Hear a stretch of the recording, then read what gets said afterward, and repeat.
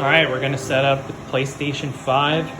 If you open your box, you should have everything that's here.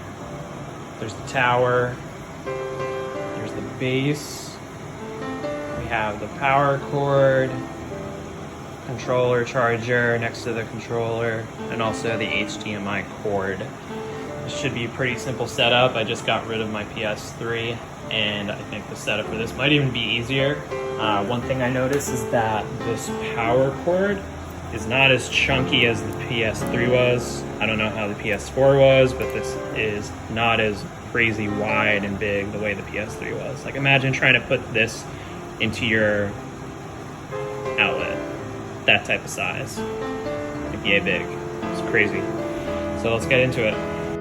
All right, so the first thing we're gonna do is be attaching the base to the PS5. PS5 is gonna be in the horizontal position for me personally, so it can fit in above this DVD player.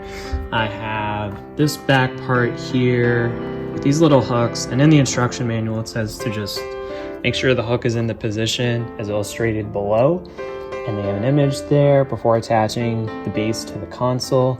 I'm pretty sure this is in the right spot, so the next thing we're gonna do is place the console with the rear side facing up. So we actually have to put this up, like so. It seems pretty sturdy, so that's a good thing. We see some wires in there too, which is kind of interesting. We are then going to be aligning the base with the marked area on the console and pressing the base in firmly.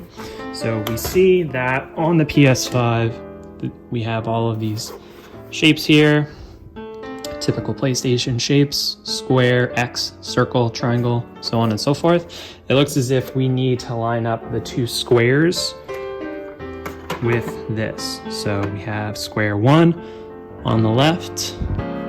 Zoom in and see this. So square 1 on the left, that's being covered. I'm popping that on. And then also the other side. So it doesn't make a clicking sound at all, but just make sure that it's put in there pretty firmly. So notice how nothing clicked. It just kind of grabs the side. And then it looks as if that's it. We just pop it on, like so. And it looks as if it's gonna be pretty flat. So check that out. We've now put the PS5 on top of the DVD player. Let's get a closer look at this. So notice how the PS5 looks pretty flat on its own. Of course, there's the weight to it up top, but that base keeps it flat. So in the next bit, we're now going to be attaching the HDMI cable, which takes the information from the PS5 and puts it onto the TV. So these are two big things. Make sure that your TV has this back bit here, an HDMI port. If it doesn't have that, might be an older TV, so maybe reconsider upgrading, or maybe they have an attachment for it, but I think if your TV doesn't have an HDMI port like this, I would consider upgrading. So we'll take care of that shortly.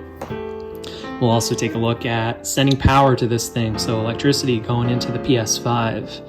And again, we joked about this in the other video. Instead, it was the shotgun cord. So we're gonna be using that to get some power going into this PS5. So we're gonna take this out again. Remember, your base is here. So that's gonna stay put. I'm gonna first do the HDMI cord. It doesn't really matter which one you do first. You have the option to put this into the TV first, which might be something that you're into. If you have a tough time guiding and you just want to make sure it's definitely going to reach the PlayStation 5, maybe start at the TV and work your way out. But you got any HDMI part, doesn't really matter as long as it goes in the right way. So let's say that we have this longer side here. That's going to go towards the top of the PlayStation. So now that's in. Notice how it's sitting tight, sitting pretty. It's in there good. Now we'll take care of the power cord. This is an interesting color for a twisty tie. I don't think I've seen that before. So we don't want to use the electrical one yet. We want to use this part. This is the AC in cord, AC power cord. I don't know if either side really matters, so let's just do trial and error. Does it matter? Yeah, it does a little bit. Let's see. Okay, it doesn't matter? I don't know. That part worked fine. Yeah, it does matter. Okay, so you'll notice on the cord, again, the AC cord, there's this side, and then this side with a little less. The side with a little less is going to be heading towards the top, so facing the top. That's where it goes. And so we have those cords in. Now we'll connect them. So we're here behind my TV. I wired through the HDMI cord, and we're now going to try and find that on the TV back. You should see this little marking here for an HDMI 1 or 2. Pick your poison. HDMI 2 is already using my Nintendo Switch, not affiliated with them. And so we'll use HDMI 1 for that. It even tells you on the side how it should go up. So hopefully, yeah, okay. So mine went up pretty quickly. It snaps in just like the HDMI cord did into the PS5.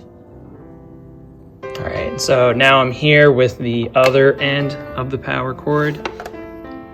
Seen here. I'm gonna try it into this power strip that I have here, because this is where before I had the PS3, it just pops in like it's nothing. I mean, if you have it the other way, I think you can do that too. So notice how it's pretty diverse with how you can plug in. And so let's see what the TV is gonna look like. Press the other ones in just cause. Let's see what this looks like when it's powered up. And so there's another instruction in the pamphlet about connecting the LAN cable, which is optional, I believe, because I'm hoping that the PS5 is wireless when it connects to a router.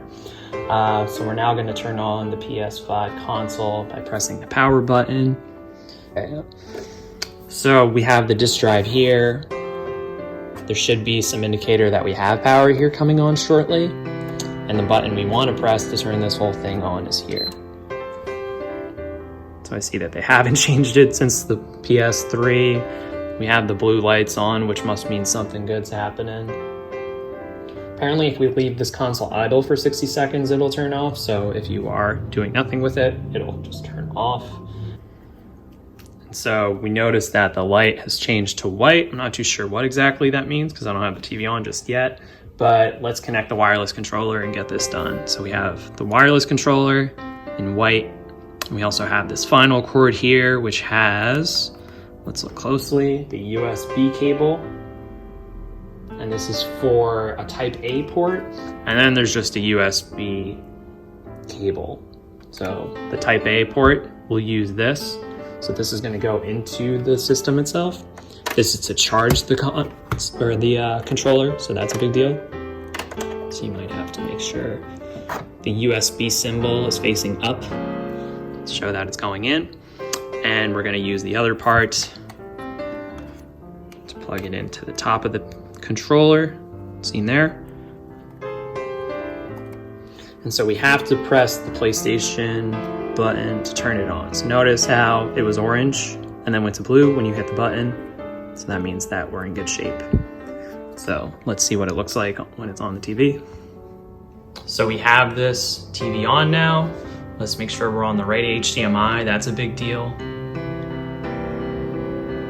So this is HDMI 1, and boom, we're ready to get this thing going, picking our language and whatnot. And so you just set up your PlayStation 5. I hope you enjoyed this video and learned quite a bit. My main takeaways are that the power cord's a lot smaller than the PlayStation 3 power cord, and the setup might have even been easier somehow. I hope that you enjoyed this video. Thanks for watching.